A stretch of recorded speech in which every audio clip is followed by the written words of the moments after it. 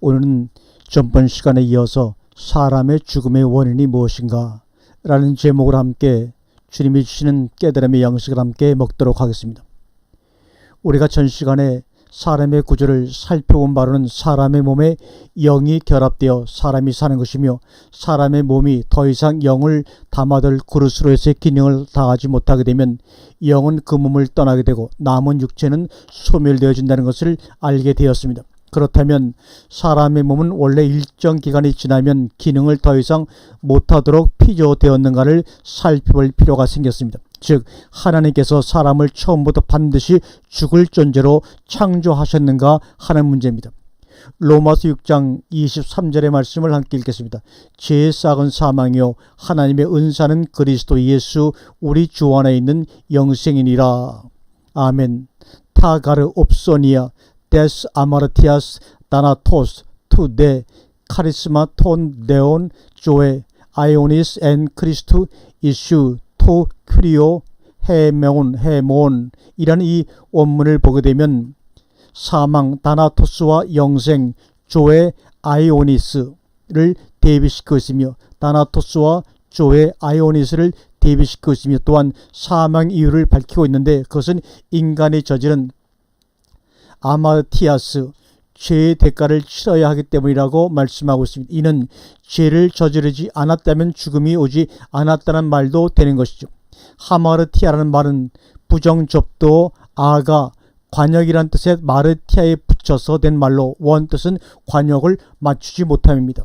이뤄볼 때 하나님의 뜻에서 빗나가는 것이 죄인 셈입니다. 한편 성경은 로마 3장 23절에서 모든 사람이 죄를 범하였음에 하나님의 영광에 이르지 못하더니 라고 말씀을 하고 있습니다.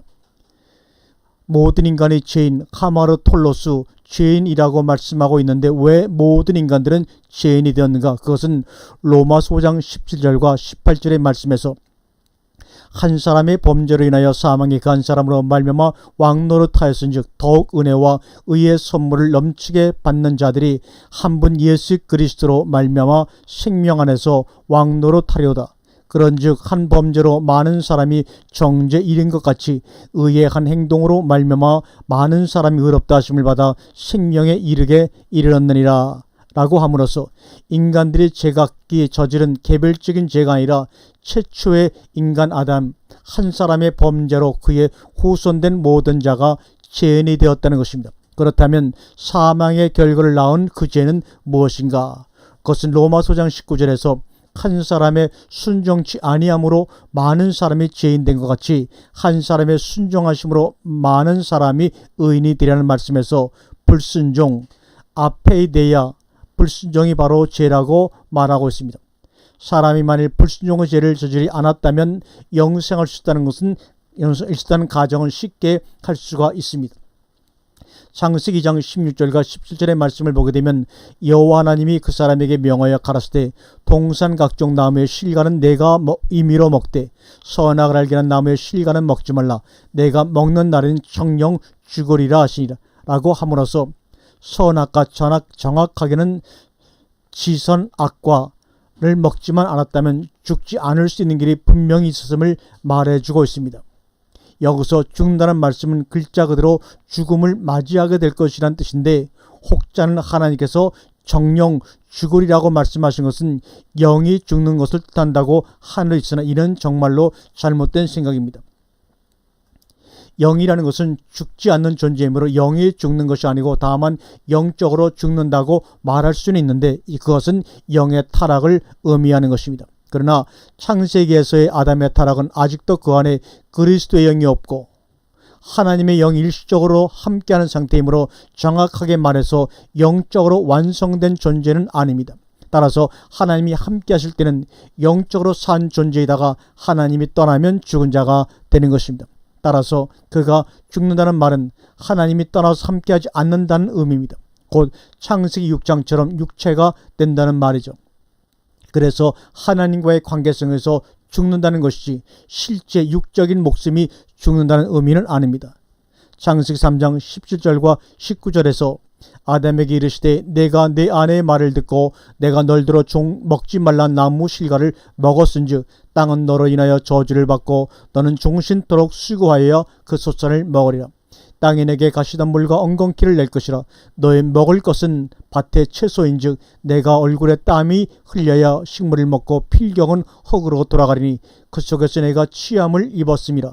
너는 흙이니 흙으로 돌아갈 것이니라 하시니라고 함으로써 불순종의 대가로 저주를 받지 않았다면 흙으로 돌아가지 않을 수도 있었음을 암시하고 있습니다. 그러면 우리 인간들은 영생의 기회를 상실했다는 말입니까?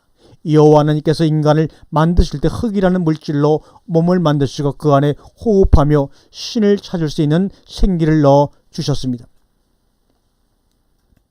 인간이 그 상태로 영생하기에는 불완전하지만 그렇다고 필연적으로 죽음을 맞이할 것도 아니었습니다. 첫 인간 아담에게는 영생과 죽음 중에서 택일할 수 있는 기회가 있었죠. 그러나 아담은 하나님께서 금하신 선악과를 따먹는 불순종의 죄를 범함으로써 하나님께서 미리 경고하신 대로 죽을 몸을 벗어나지 못하게 되었고 결국 몸은 다시 흙으로 돌아가야만 하며 지식의 영을 받아들임으로 영원한 형벌을 받아야 할 존재가 되어버리고 만 것입니다. 불순종의 대가는 그것으로 그친 것이 아니라 그의 모든 후손들에게 죽을 몸을 돌려줌으로써 전 인류에게 사망의 선물을 안겨주고 만 것입니다. 인간의 타락 후에 하나님께서 그들을 에덴 동산에서 내어쫓고 다시 그릇들과 하얀 검을 두어 생명나무로 가는 길을 지키게 하신 것은 창세기 3장 22절의 말씀처럼 타락한 인간이 지식의 하나님이 되어 영생하는 것을 막기 위함입니다. 그러므로 만일 인간이 선악과 대신 생명과를 먹었다면 고린도전서 15장 44절에서와 같은 죽지 않는 신령한 몸 소마 퓨리마티콘이 되어 영과 결합함으로써 영생하는 존재가 될 수 있었을 것입니다. 다시 말해서 아담과 하와가 타락하지 아니하고 생명과를 먹은 후 영생의 존재가 되어서 창세기 1장 28절에서 최초에 주신 명령에 따라 에덴 동산에서 많은 자손을 낳고 번창하였더라면 하나님께서 그 일정한 수의 경건한 자손을 얻으신 후에 그들로 영원한 하늘나라에서 영원히 함께 살아가게 하셨을 것입니다. 그러나 첫 인간의 타락으로 말미암아 모든 인간이 죽게 되었으므로 하나님께서 원하시는 충만한 수의 인간을 얻으시기 위해서는 아들이신 예수 그리스도의 대속의 죽음을 통한 희생제사가 필요하게 되었죠. 그런데 예수 그리스도는 요한일서 5장 20절에서 말씀하듯 영생 그 자체이신 분이므로 죽으실 수가 없는 분입니다. 따라서 하나님이신 주님은 일시적으로 피조물인 인간의 몸을 가지셔야 했습니다. 물론 하나님께서는 인간을 만드시기 전에 이 모든 일을 다 알고 계셨지만 인간의 타락을 비롯한 이 모든 일이 하나님께서 계획하시고 작정하심으로 말미암아 비롯된 것은 아니란 사실을 알아야 합니다. 작정하셨다는 것은 쉬운 말로 각본을 만들었다는 것인데 만일 그렇다면 인간은 자신의 의사와 관계없이 이미 정해진 대로 각본에 따라 타락한 것이며 현존하는 모든 악도 하나님께서 조성하신 것이고 인간들은 하나님의 계획을 이루어 드리기 위하여 죄를 짓는 것일 따름이므로 인간의 행위에 따라 심판하신다고 하는 하나님의 공의의 근거가 없어지고 말게 될 것입니다. 또한 각본에 따라 불순종한 인간들에 대하여 그 대가로 불못 형벌에 처하신다고 하는 것 역시 납득하기 어려운 일이 되고 맙니다.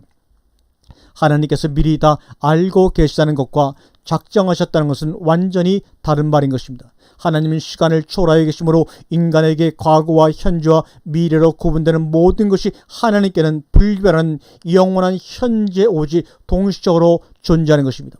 하나님께서는 시간성의 순서라는 것이 없고 모든 것이 동시적으로 드러나기 때문에 전지전능하신 하나님이신 것입니다. 즉 하나님께서는 모든 인간의 형질과 각 인생마다의 최종적인 결과를 다 미리 알고 계시므로 그것이 바로 하나님께서 예정하신 것이며 하나님께서는 미리 알고 계신 그대로 계획하신 설계들을 따라 모든 것이 같은 결과를 이루도록 역사에 개입하시는 것입니다. 따라서 작정이나 애정이나 용어는 인간의 이해를 돕기 위한 특정한 언명일 뿐이며 시공을 초월하여 영원히 존재하시는 하나님을 마치 시간의 흐름 안에서 논리적 순서에 따라 섭리하시는 분으로 제한시키는 것은 매우 불경스러운 생각이 되고 만다는 것을 우리는 알아야 합니다.